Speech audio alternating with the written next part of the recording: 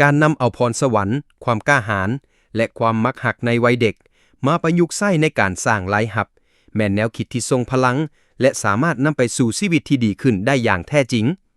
หลายคนที่ประสบความสำเร็จในระดับสูงก็ล้วนแต่เริ่มต้นจากสิ่งที่พวกเขาหักและเฮ็ดได้ดีตั้งแต่ยังน้อยเฮามาลองวิเคราะห์และนำใช้แนวคิดนี้ไปขั้นตอน 1. ขุดค้นความรู้ที่แสนฉลาดจากวัยเด็ก Explore your childhood genius ทุกคนมีความอัจฉริยะในตัวตั้งแต่เกิดให้ลองถามตัวเองว่าตอนยังน้อยเจ้ามักเฮ็ดหยังที่สุดสิ่งใดที่เจ้าสามารถเฮ็ดได้หลายชั่วโมงโดยบ่รู้สึกเบื่อเช่นการแต้มรูปการต่อโลโก้การอ่านหนังสือการแก้ปัญหาการเบิ่งแยงสัตว์การเฮ็ดสวนหรือการเล่านิทานวิชาใดที่เจ้าเรียนเก่งที่สุดหรือมักที่สุดโดยบ่ต้องพยายามหลายนั่นอาจจะเป็นคณิตศาสตร์ภาษาวิทยาศาสตร์หรือศิลปะคนอ้อมข้างเคยย่องย้อเจ้าเรื่องอย่างเป็นพิเศษเจ้าแต้มรูปงามเนาะเจ้าคิดหลายเลขไวแท้หรือเจ้าเป็นคนมีความคิดสร้างสรรค์ตัวอย่างเด็กน้อยที่มักแต้มรูปตอนใหญ่มาอาจจะเป็นนักออกแบบกราฟิกนักแต้มภาพประกอบหรือนักสร้างภาพเคลื่อนไหวแอนิเมเตอร์เด็กน้อยที่มักลิ้นขายคือหนังตอนใหญ่มาอาจจะมีทักษะการขายการตลาดหรือกลายเป็นผู้ประกอบการ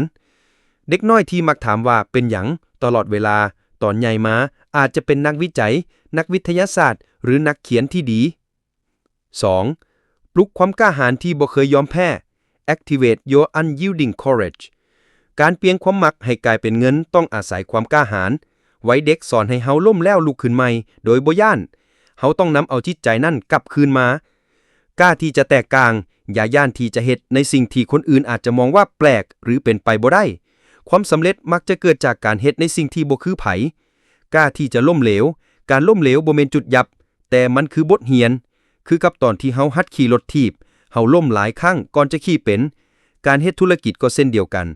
กล้าที่จะเริ่มต้นน้อยๆบ่จำเป็นต้องรอท่าให้ทุกอย่างสมบูรณ์แบบเริ่มต้นจากสิ่งที่เฮามีเฮ็ดในสิ่งที่เฮาเฮ็ดได้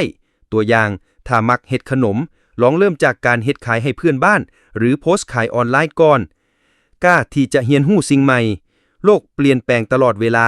ความรู้จากวัยเด็กต้องได้นำมาพัฒนาต่อยอดเรียนรู้วิธีการตลาดการบริหารการเงินและการใช้เทคโนโลยีเพื่อช่วยให้ธุรกิจของเจ้าเติบโต 3. เปลี่ยนความมักฮักที่เหนือสิ่งอื่นใดให้กลายเป็นเงิน Monetize your passion เมื่อเฮารู้ว่าเฮามักหยังและมีความกล้าแล้วขั้นตอนต่อไปคือหาทางสร้างรายรับจากมันสร้างผลิตภัณฑ์หรือบริการมักแต่งกินเปิดร้านอาหารน้อยๆเฮ็ดอาหารกองส่ง Delivery สอนเฮ็ดอาหารออนไลน์หรือเขียนตำราอาหารมักหัตถกรรมผลิตสินค้าเฮ็ดด้วยมือ Handmade เช่นเครื่องประดับกระเป๋าเครื่องตกแต่งเรือนแล้วขายผ่าน Facebook Instagram หรือตลาดนัดมักเล่นเกมเป็นนักกีฬา e-sports เป็นสตรีมเมอร์หรือเฮ็ดช่อง YouTube วิเคราะห์เกมมักการจัดระเบียบเป็นที่ปรึกษาด้านการจัดระเบียบบ้านหรือห้องการ Professional Organizer สร้างซุ่มสน Build a Community ใช้โซเชียลมีเดียเพื่อแบ่งปันความรู้และผลงานของเจ้าสร้างกลุ่ม Facebook สร้างเพจหรือสร้างช่อง TikTok เพื่อรวบรวมคนที่มักในสิ่งเดียวกันเมื่อมีผู้ติดตามโอกาสทางธุรกิจก็จะตามมาสอนและแบ่งปัน Teach and Share ถ้าเจ้ามีความชำนาญในเรื่องใดเรื่องหนึ่งเจ้าสามารถเปิดคอร์สสอนได้ทั้งแบบออนไลน์และออฟไลน์ได้ความรู้คือสินค้าที่มีค่าและคนยินดีจ่ายเพื่อเรียนรู้